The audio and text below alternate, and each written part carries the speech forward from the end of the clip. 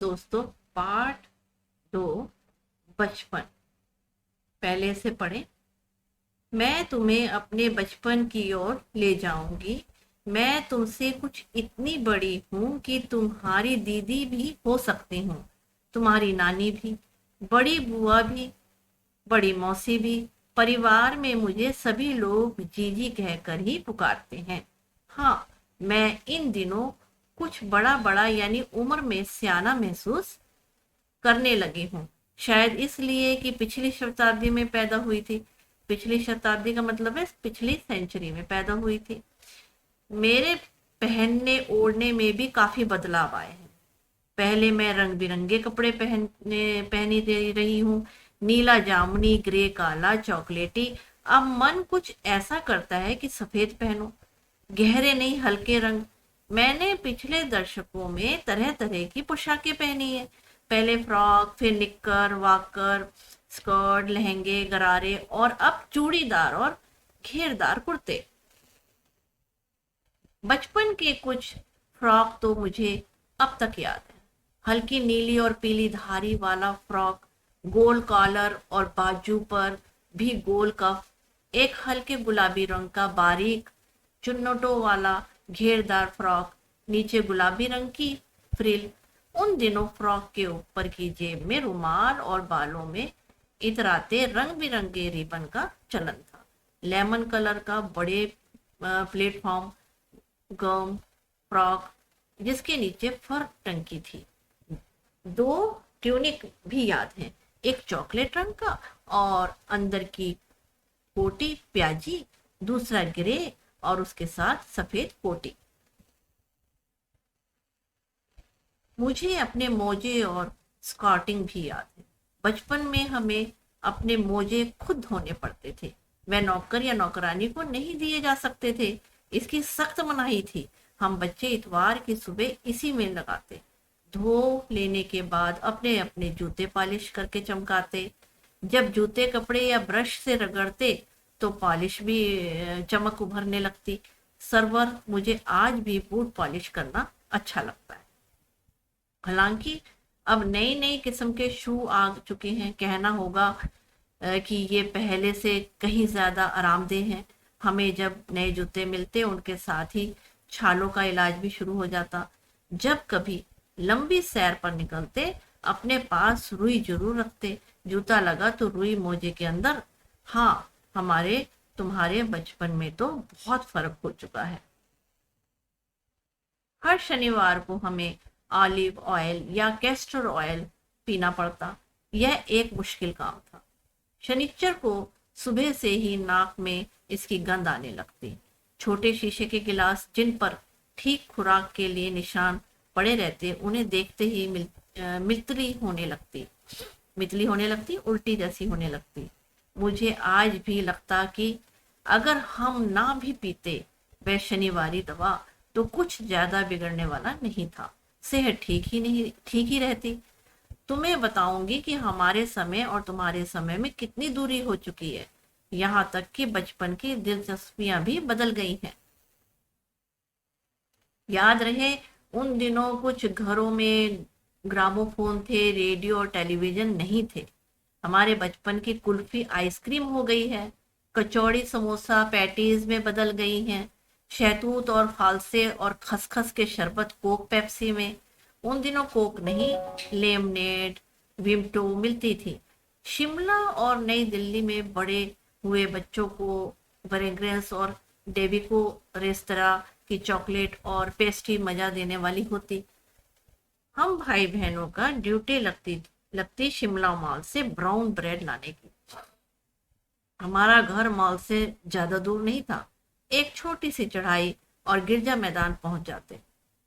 वहां से एक उतराई उतरते और माल पर कन्फेक्शनरी काउंटर पर तरह तरह की पेस्ट्री, चॉकलेट की खुशबुएं मन भावनी।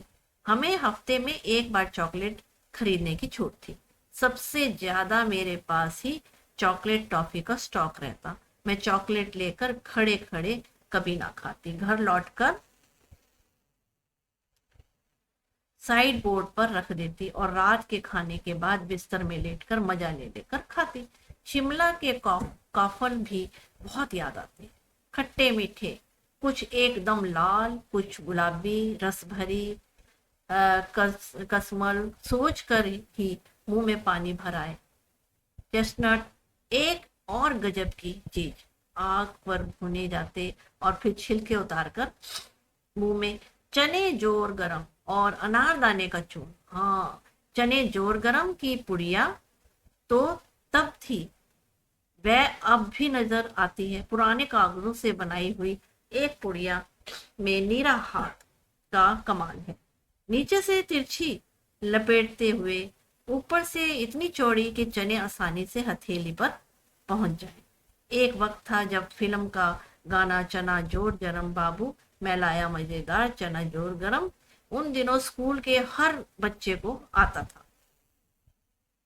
कुछ बच्चे पुड़िया पर तेज मसाला मुरखवाते, पूरा गिरजा मैदान घूमने तक यह पुड़िया चलती। एक एक चना पापड़ी मुंह में डालने और कदम उठाने में एक खासी लहर रफ्तार थी।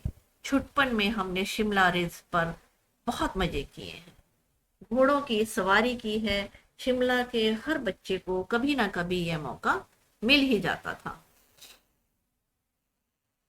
हम जाने क्यों घोड़ों को कुछ कमतर करके समझते, उन पर हंसते थे।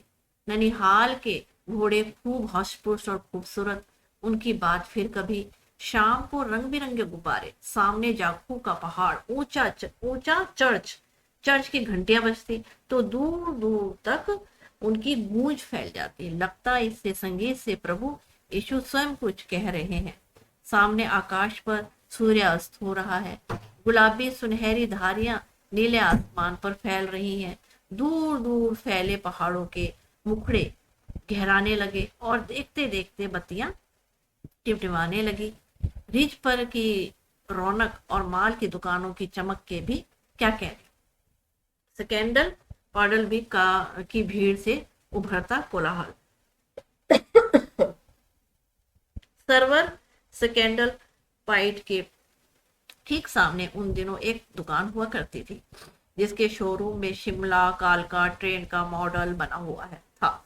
इनकी पटरियां, उस पर खड़ी छोटी छोटी डिब्बों वाली ट्रेन, एक और लाल टीन की छत वाला स्टेशन, सामने सिग्नल देता खंबा, थोड़ी थोड़ी दूर पर बनी सुरंगें। पिछली सर्दी में तेज रफ्तार वाली गाड़ी वही थी। कभी कभी हवाई जहाज भी देखने को मिलते। दिल्ली में जब भी उनकी आवाज आती, बच्चे उड़े देखने बाहर दौड़ते। दिखता एक भारी भरकम पक्षी उड़ा जा रहा है पंख फैलाकर, यह देखो, और वह गायब। उनकी स्पीड ही इतनी तेज लगती। हाँ, गाड़ी के मॉडल वाली दुकान के साथ एक और ऐसी दुकान थी जो मुझे कभी नहीं भूलती। यह वह दुकान थी जहां मेरा पहला चश्मा बना था। वहां आंखों के डॉक्टर अंग्रेज थे। शुरू शुरू में चश्मा लगाना बड़ा अटपटा लगा, मतलब अच्छा नहीं लगा। छोटे बड़े मेरे चेहरे की ओर देखते और कहते आंखों में कुछ तकलीफ है, यानी कि कोई आंखों में परेशानी है। इस उम्र में ऐनक, दूध पिया करो, मैं डॉक्टर साहब को कहा, दोहरा देती, कुछ देर पहनूंगी तो ऐनक उतर जाएगी।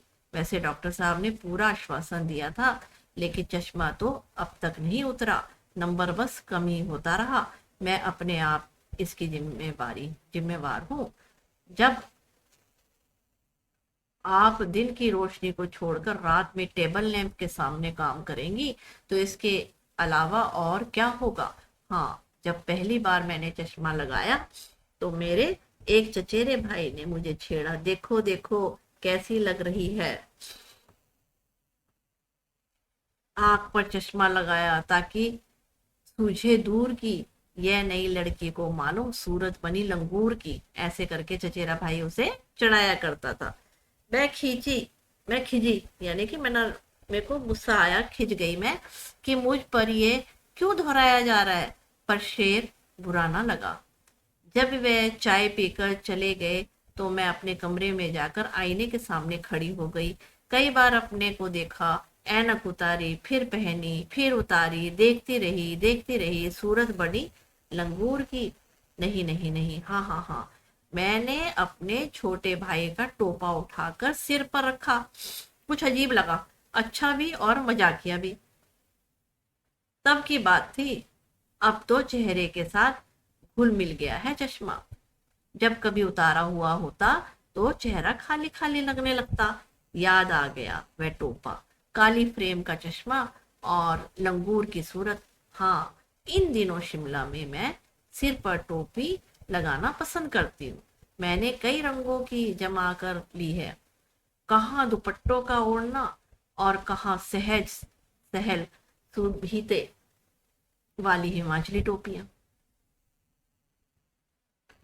अब हमने ये लेसन पढ़ लिया, अब प्रश्नों अभ्यास की तरफ चलेंगे संस्मरण से।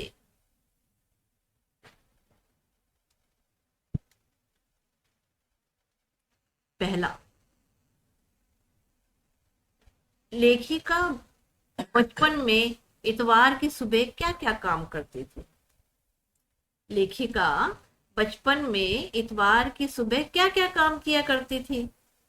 इसका उत्तर देंगे, लेखिका बचपन में इतवार की सुबह अपने मोजे धोती थी, फिर जूते पॉलिश करके उसे कपड़े या ब्रश से रगड़कर चमकाती थी।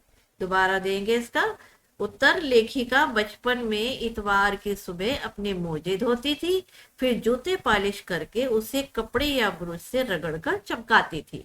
दूसरा, तुम्हें बताऊंगी कि हमारे समय और तुम्हारे समय में कितनी दूरी हो चुकी है। इस बात के लिए लेखिका क्या क्या उदाहरण देती है? देखो, क्वेश्चन फिर दोहराएंगे। तुम्हें बताऊंगी कि हमारे समय और तुम्हारे समय में कितनी दूरी हो चुकी है। इस बात के लिए लेखिका क्या क्या उदाहरण देती है? तो इसका उत्तर देंगे, लेखिका अपने समय से आज के समय की दूरी को दर्शाने के लिए कई उदाहरण देती है।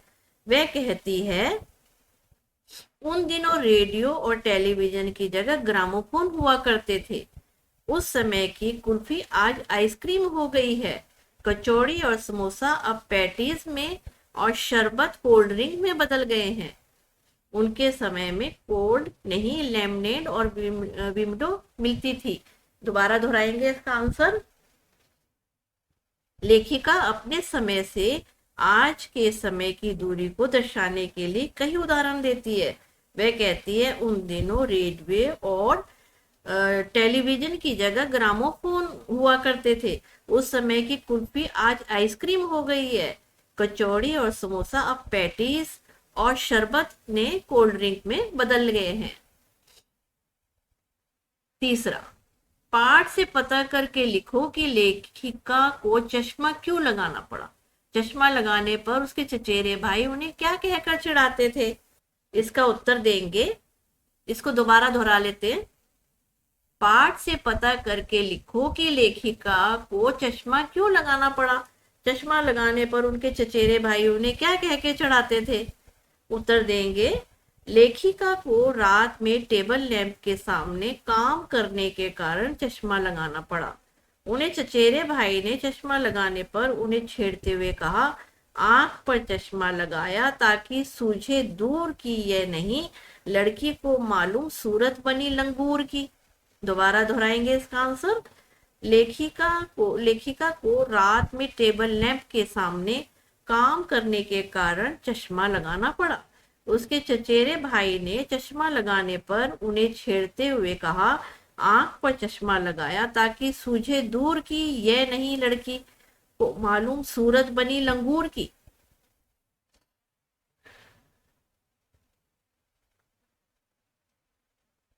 चौथा क्वेश्चन, लेखिका अपने बचपन में कौन कौन सी चीजें मजा लेकर खाती थी? उनमें से प्रमुख फलों के नाम लिखो। दोबारा दोहराएंगे प्रश्न, लेखिका अपने बचपन में कौन कौन सी चीजें मजा लेकर खाती थी? उनमें से प्रमुख फलों के नाम लिखो। तो इसका उत्तर देंगे, लेखिका रात में सोते समय चॉकलेट मजा लेकर खाती थी। इसके अतिरिक्त उसे चेस्टनट, चना जोर गरम, अनारदाने का चूरन भी बहुत पसंद था। फलों में शिमला में खट्टे मीठे का काफल, रस भरी आदि उसे खूब पसंद थे। दोबारा दोहराएंगे उत्तर। लेखिका रात में सोते समय चॉकलेट मजा लेकर खाती थी। इसके अतिरिक्त उस चेस्टनट, चना जोर गरम और अनारदाने का चूरन भी बहुत पसंद था। फलों में शिमला के खट्टे मीठे काफल, रसभरी आदि खूब पसंद थे। संस्मरण से आगे।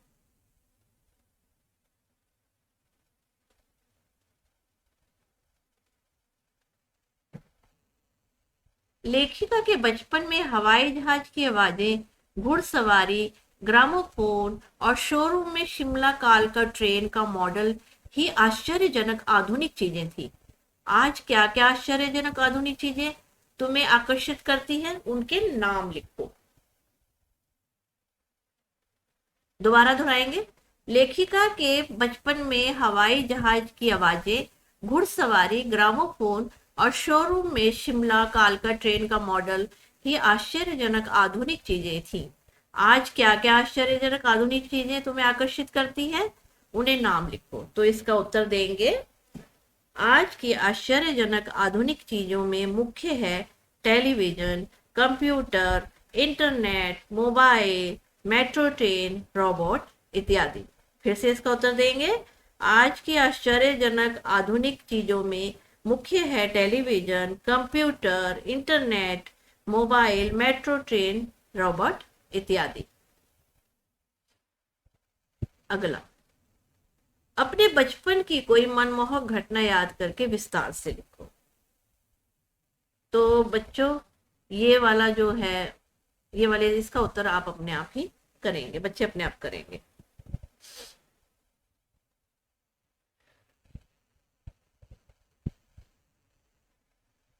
अगला, अनुमान और कल्पना। सन 1935-40 के लगभग लेखिका का बचपन शिमला में अधिक दिन गुजरा। उन दिनों के शिमला के विषय में जानने का प्रयास करो। दोबारा दोहराएंगे। सन 1935-40 के लगभग लेखिका का बचपन शिमला में अधिक दिन गुजारा। उन दिनों के शिमला के विषय में जानने का प्रयास करो। तो इसका उत्तर देंगे। सन 1935-40 के शिमला का जो चित्र लेखिका ने अपने संस्मरण में खींचा है, उसे देखते हुए ऐसा लगता है कि शिमला उस वक्त भी बहुत खूबसूरत शहर रहा होगा। छोटी छोटी पहाड़ियों से घिरा शहर, चढ़ाई चढ़कर गिरजा मैदान पहुंचना और उतरकर मॉल जाना, यह सब सुखद लगते होंगे। शाम के समय पहाड़ रिज पर चढ़ती रौनक, माल की दुकानों की चमक आदि। इसे दोबारा दोहराएंगे। सन 1935-40 के शिमला का जो चित्र लेखिका ने अपने संस्मरण में खींचा है, उसे देखते हुए ऐसा लगता है कि शिमला उस वक्त भी बहुत खूबसूरत शहर रहा होगा। छोटी छोटी पहाड़ियों से घिरा शहर, चढ़ाई चढ़कर गिरजा मैदान पहुंचना और उतरकर मॉल जाना, यह बहुत सुखद लगते होंगे। दूसरा, लेखिका ने इस संस्मरण में सर्वर के माध्यम से अपनी बात बताने की कोशिश की है, लेकिन सर्वर का कोई परिचय नहीं दिया है। अनुमान लगाओ कि सर्वर कौन हो सकता है। दोबारा दोहराएंगे। लेखिका ने इस संस्मरण में सर्वर के माध्यम से अपनी बात बताने की कोशिश की है, लेकिन सर्वर का कोई परिचय नहीं दिया है। अनुमान लगाओ कि सर्वर कौन हो सकता है। उत्तर देंगे इसका। लेखिका ने अपने संस्मरण में 2 बार सर्वर का नाम लिया है। इसके अतिरिक्त उसे व्यक्ति के लिए किसी अन्य संबोधन का प्रयोग नहीं है। अतः संभव है कि सर्वर कोई पत्रकार या उसकी जीवनी के लेखक रहे हो, जिन्हें वह अपना जीवन मृत सुना रही है। दोबारा दोहराएंगे। लेखिका ने अपने संस्मरण में 2 बार सर्वर नाम का प्रयोग किया है। इसके अतिरिक्त उन्हें व्यक्ति के लिए किसी अन्य संबोधन का प्रयोग नहीं है। अतः संभव है कि सर्वर कोई पत्रकार या उनकी ही जीवनी के लेखक रहे होंगे।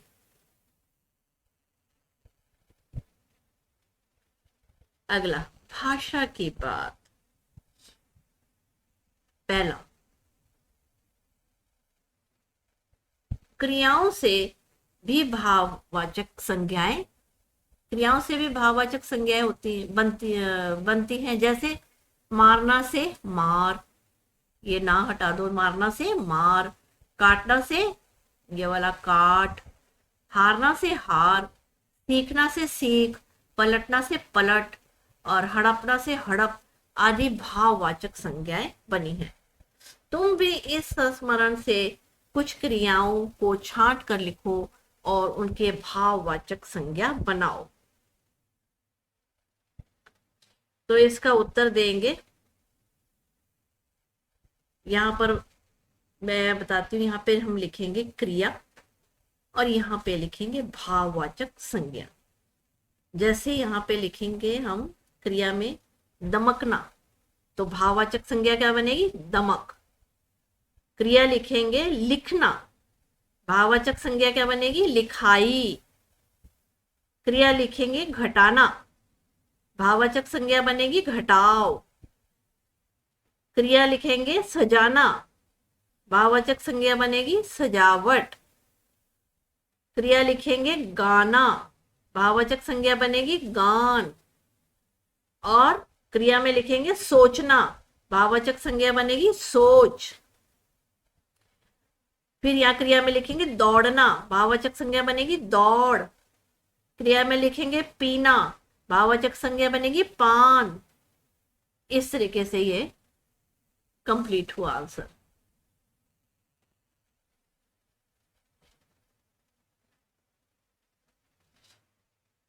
दूसरा, 4 दिन कुछ व्यक्ति 1 लीटर दूध आदि शब्दों के प्रयोग पर ध्यान दो। कह रहे हैं कि 4 दिन कुछ व्यक्ति 1 लीटर दूध आदि के शब्दों पर प्रयोग पर ध्यान दो। तो पता चलेगा इनमें 4, ये लिखा है ना, 4, कुछ, 1 लीटर शब्द से संख्या या परिमाण का आभास होता है, क्योंकि ये संख्यावाचक विशेषण है। इनमें भी 4 दिन से निश्चित संख्या का बोध होता है। अब जो 4 दिन है ना, ये इससे निश्चित संख्या, कितनी संख्या है? 4 का बोध होता है, इसीलिए इनको निश्चित संख्यावाचक विशेषण कहते हैं। और कुछ व्यक्ति से अनिश्चित संख्या का बोध होता है। कुछ से पता नहीं लगता ना, गिनती नहीं है, तो ये अनिश्चित संख्या का बोध होता है, इसलिए इसे अनिश्चित वाचक संख्या विशेषण कहते हैं।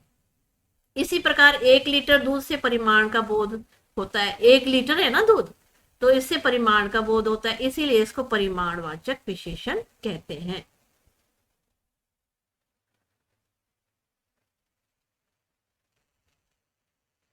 अब तुम नीचे लिखे वाक्यों को पढ़ो और उनके सामने विशेषण के भेदों को भी लिखो।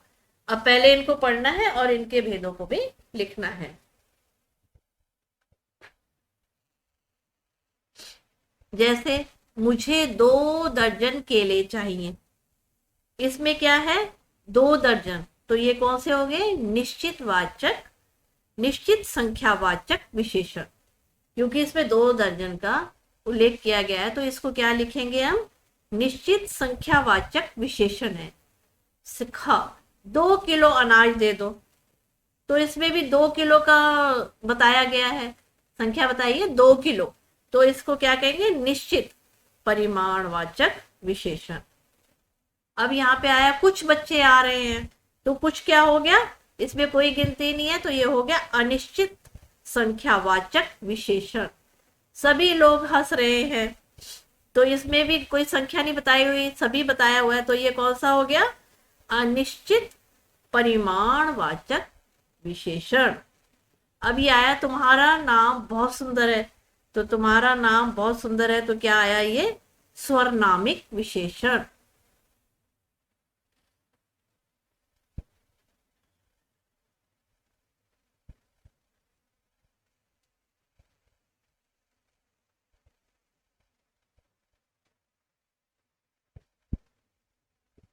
तीसरा, कपड़ों में मेरी दिलचस्पियां मेरी मौसी जानती थी। इस वाक्य में रेखांकित शब्द दिलचस्पियां और मौसी संज्ञाओं की विशेषता बता रहे हैं। क्या बता रहे हैं? ये मेरी और ये जो मेरी है, ये दोनों चीजें ये क्या बता रहे हैं? हमें संख्याओं की विशेषता बता रहे हैं, संज्ञाओं की। ठीक है, इसीलिए ये स्वर नामिक विशेषण है। स्वर नाम कभी कभी विशेषण का काम भी करते हैं। पाठ में से ऐसे 5 उदाहरण छांटकर लिखो। तो इसका उत्तर देंगे। 5 सार्वनामिक विशेषण छांटने हैं ना। अपने बचपन, तुम्हारी दादी, तुम्हारे, हमारे, तुम्हारे, हमारा घर, उन दिनों, मेरे चेहरे।